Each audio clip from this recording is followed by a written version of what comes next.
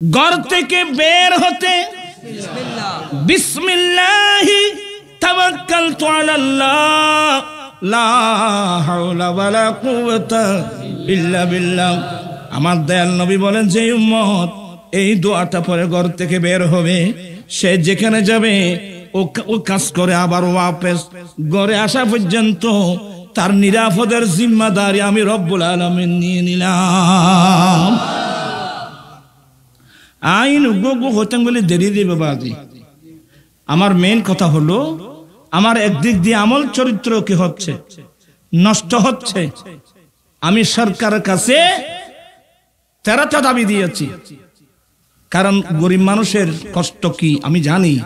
আমি সেই গরিব ঘরের ছেলে। দরিদ্রতার কষ্ট কাহাকে বলে?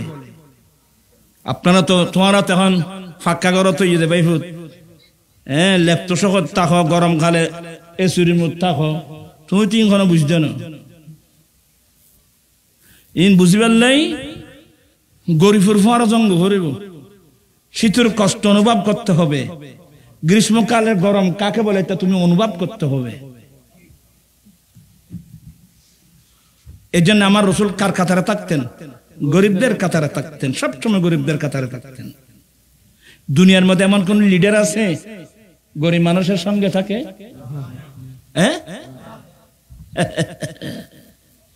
মানবতা কাকে বলে, ভালোবাসা কাকে বলে, স্নেহ শিখতে চাইলে আন্ন বেতন শিখন ধরে বাড়ি। 69 জন বন্ধুকে পান করানোর পরে দেখা গেল এক ফোঁটা দুধ কমে নাই। আবু হুরায়রা দরজে আসলেন, নবী গো দুধ পান করে আনলাম। আমার নবী মুস্কি এসে বললেন, আবু হুরায়রা এবার তুমি পান করো। এটার নাম মানবতা। তোরা বিজ্ঞান ভরতে ইনশুদ্ধ নো আর কিন্তু কোনো। আমরা ছোটবেলায়, আমরা তো গরিব ফ্যামিলি বললাম না, গরু গাবি গরুর কুড়া খাবাইও না, তোমরা কোনো দিন বুসি খাবাইও না, হলদি খাবাইও না, হলদি চিনেন নি ভইলে কড়া খাবাই মিশে দাও দিলে।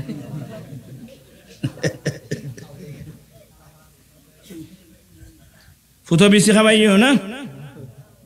আমরা কুড়ার বালতি নিয়ে যখন যেতাম, আম্মু বলতে, বাবা যত একটু গাবিকে একটু কুড়া খাবাই আনো তো। হাইতাম না মাদারাস আফুজ জানা খানা খাবাইব তো মার কথা না, মারি কি পারে না, এনে বক্ক জহর করল লাস্ট জন ধরিল। যখন আমরা কুড়ো নিয়ে যেতাম, ওই গাবি ইয়াতে থাকলে হেক করে উঠত ওই ইয়ে করার জন্যে, কুড়া খাওয়ার জন্যে। তখন গাবি যখন মুখ দিত ইয়ার মধ্যে, আমরা দাঁড়িয়ে তাদের অবস্থা দেখতাম। তা আমার ছোটকালের অভ্যাস, দেখি গরুদের অবস্থা কি। তো গাবি যখন ওই কুড়া খেত, তো গাবির সঙ্গে বাচ্চা আছে না, তো বাচ্চাও অনেক সময় ও বালতির মধ্যে মুখ দেওয়ার জন্য চেষ্টা করত। যখন বেশি ডিস্টার্ব হয়, তখন গাবি মুখটা তুলে এমনি বাড়ি মারত। এই দৃশ্যটা আমি দেখছি। এটার নাম পশুত্ব। এটার নাম কি? কি মানে আমি খানা খাচ্ছি, তুমি ডিস্টার্ব কেন করছো? তুমি আমার বাচ্চা হতে পারো, ছেলে হতে পারো, আমি খানা খাচ্ছি, তুমি কেন ডিস্টার্ব করছো? এটার নাম পশুত্ব।